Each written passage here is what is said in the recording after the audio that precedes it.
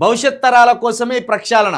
CM Revanth Reddy విషతుల్యంగా మారిన నదిని పర్యావరణ హితంగా మారుద్దాం.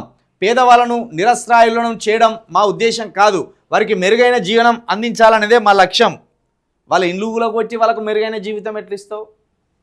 వాళ్ళ ఇండ్లు కట్టించి ఇంకేదన్నా చేతిలో పెడితే వాళ్ళకు మెరుగైన జీవితం అవుతుంది. వాళ్ళ ఇండ్లే మొత్తం కూలగొట్టినాక ఎట్లా వాళ్ళకు కొత్త జీవితం అందించినట్టు అవుతుంది. మన సంస్కృతి చరిత్ర పరిరక్షణకు మూసిని కాపాడుకోవాలి. మానవ తప్పిదాలతో నల్గొండ జిల్లా ప్రజలు ఎందుకు శిక్ష అనుభవించాలి? మరి నీది మానవ తప్పిదమే కదా, నువ్వు మానవుడివే. నువ్వు చేసే తప్పిదం వల్ల మూసి పరివాహక ప్రాంతంలో ఉన్న ప్రజలు ఎందుకు బాధను అనుభవించాలి? ఎందుకు శిక్షను అనుభవించాలి? పెద్ద పెద్ద మాటలు మాట్లాడుతావు, ఏదో ఫిలాసఫీ మాట్లాడబోతావు, బొక్కబోర్ల పడతావు.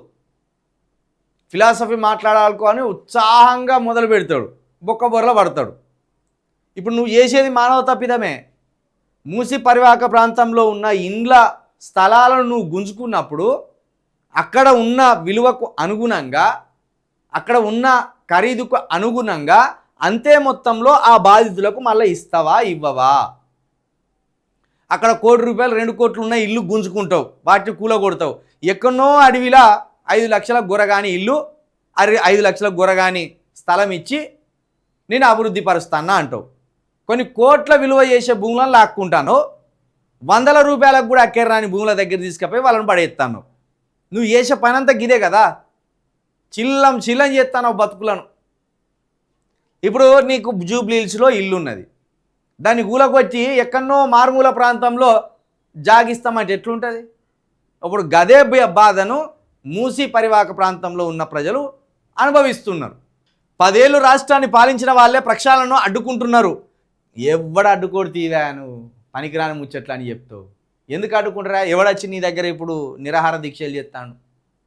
ఎవడొచ్చి నీ కాలాల కట్టబెడతాడు? వాళ్ళు టైంపాస్ వ్యవహారం చేస్తాను కాబట్టే నీ నీ పనులు ఇట్లా ముందుకు పడతాయి. ప్రతిపక్షంగా ఉన్న పార్టీ బీఆర్ఎస్ టైంపాస్ ముచ్చట్లు చెప్తాను కాబట్టే నువ్వు ఇట్లా రెచ్చిపోతాను. వాళ్ళు సరిగ్గా మీ తోడికలు దిస్తే కానీ మీరు దారికొద్దురు. మీరు సరిగ్గా తోడికలు దిస్తే దారికొద్దురు. మీరు వాళ్ళు టైంపాస్గా ముఖస్థుతిగా ప్రెస్ మీట్ ముందుకు వచ్చి రేవంత్ రెడ్డి దుర్మార్గుడు, రేవంత్ రెడ్డి ప్రభుత్వం ఇట్లా చేస్తుంది అట్లా చేస్తుందని ముచ్చట్లు చెప్పి వెళ్ళిపోతాను. ఒక గట్టి యాక్షన్ ప్లాన్ ఏమైనా చేస్తే నువ్వు దారికొద్దు. రేవంత్ రెడ్డి కాంగ్రెస్కు రేవంత్కు మంచి పేరు వస్తుందనే అడ్డక్కులు సృష్టిస్తున్నారు. నువ్వు ఇంకా ప్రతిపక్ష నాయకుడిగా ఉన్నప్పుడు అన్నా నిన్ను ఫైటరు, పోరాట యోధుడు అన్నారు. కానీ అసలు ఇప్పుడు నువ్వు ముఖ్యమంత్రి అయినాక ఉన్న పేరు నాశనమైంది. నీకు మంచి పేరు ఎక్కడ వచ్చేటట్టున్నది? అసలు రేవంత్ రెడ్డి అంటేనే మంది కుంపలు ముంచేటోడు అనే కాడికి వచ్చింది పేరు. బతుకులను ఆగం చేసేటోడు, మంది కొంపలు కూల్చేటోడు, భూములను చెరబట్టేటోడు, విద్యార్థులను కొట్టి చంపేటోడు, నిరసనకారులను కొట్టి చంపేటోడు, ఈ పేరు తెచ్చుకున్నాను. నీకు మంచి పేరు ఏడు ఉన్నది? రాష్ట్ర ప్రయోజనాల కోసం ప్రభుత్వం రియల్ ఎస్టేట్ చేస్తే తప్పేంటి? చేయొద్దని ఎవరు అంటారు? చెయ్యి. కానీ పేదోళ్ళ బతుకులల్లో మన్ను పోసి రియల్ ఎస్టేట్ చేస్తావా? పేదోళ్ళ భూములను గుంజుకొని రియల్ ఎస్టేట్ చేస్తావా? అది తప్పు అంటున్నాం మేము. కంటైనర్ ఇస్తా మురికిలో 3 నెలలు ఉంటారా? కంటైనర్ ఇస్తా మురికిలో 3 నెలలు ఉంటారా? ఉండరు. నువ్వేమన్నా ఉంటున్నావా అక్కడ?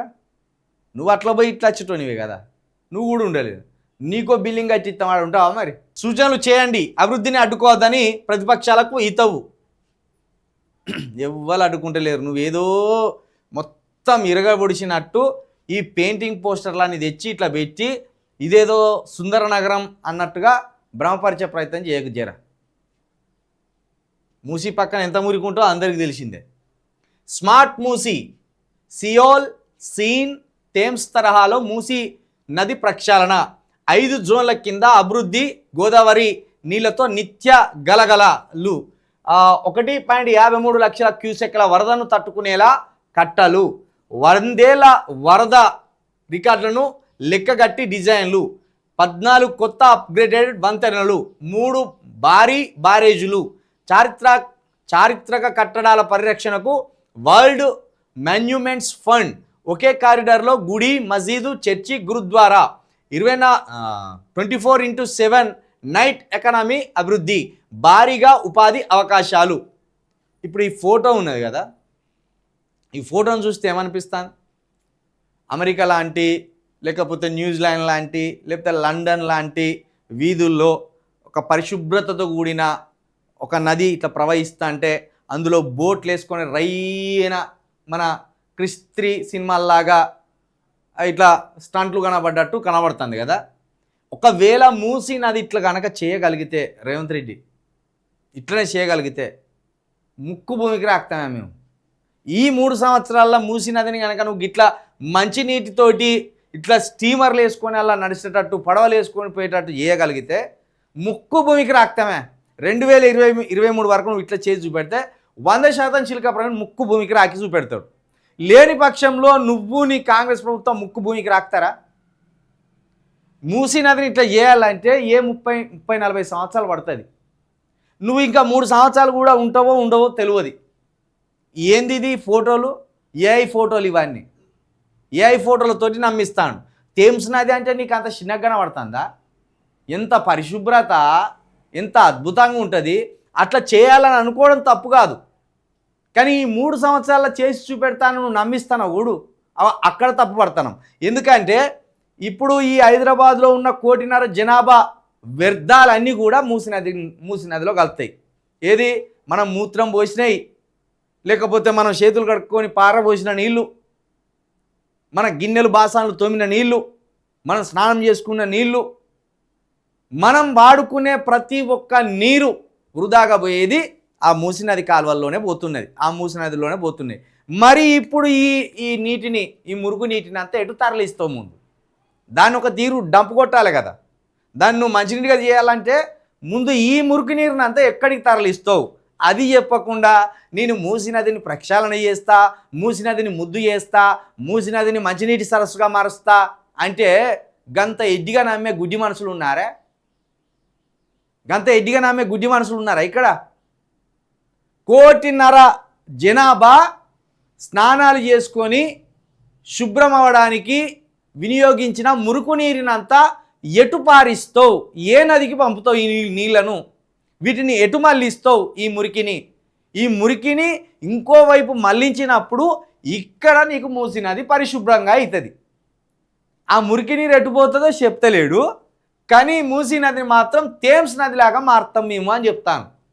ఇది 100% ప్రజలను భ్రమపెట్టే మాటలు, వంచే మాటలు, మోసపరిచే మాటలు. దీని పేరు మీద 1,50,000 కోట్ల రూపాయలను, 1,50,000 కోట్ల రూపాయలను వాడుకునే ప్రయత్నం, 1,00,000 కోట్లను నాశనం చేసే ప్రయత్నం. ఇది 1,50,000 కోట్లు అంటాను, 1,00,000 కోట్లనైనా నాశనం చేసే ప్రయత్నం.